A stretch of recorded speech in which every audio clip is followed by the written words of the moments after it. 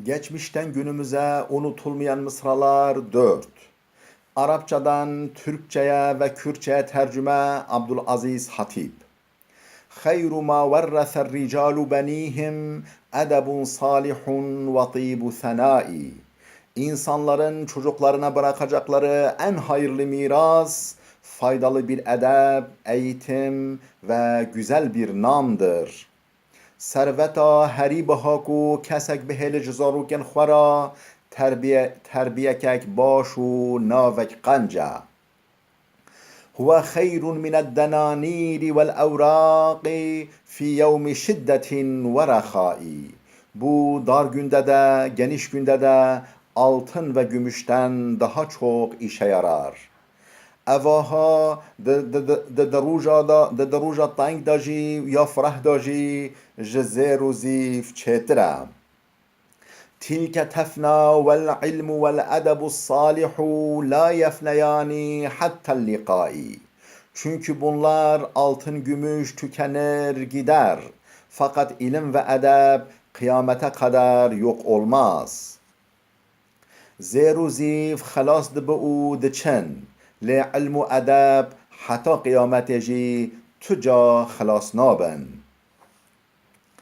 ليس عطف القضيب إن كان رطبا وإذا كان يابسا بسواء. Ağacın eğilmesi yaş ikenle kuru iken bir olmaz. Yani ağaç yaş iken eğilir. Davandına dara taru ya heşk nabevek haf. Ve ma talabul ma'işeti bit temenni velakin elqi delveke fid dilai. Bol kazanç elde edilmesi temenni ile olmaz. Fakat sen de kovanı herkesin kovası arasında suya sal. Rızkını aramaya koyul. دست اخستنا رزق فرح بداخاز نابه لتوجی دولکا خوا دناویا هر کسی دا و برد آوه تجیء بمثلها طورا و طورا تجیء بحمأة و قلیل مائی. Zaman zaman suyla dolu, gah yarım, gah da az bir suyla çıkar. جارنا دولاتای تجی، جارنا نوی، جارنا جی به آبک هندگ و یه هلکشی. ولا تقعد على كسل التمني تحيل على المقادر والقضاء.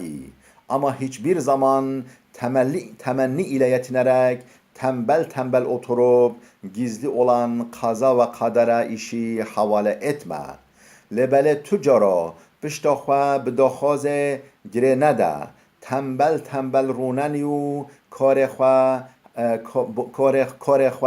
حوالیا قضا و قدر خفی نکه.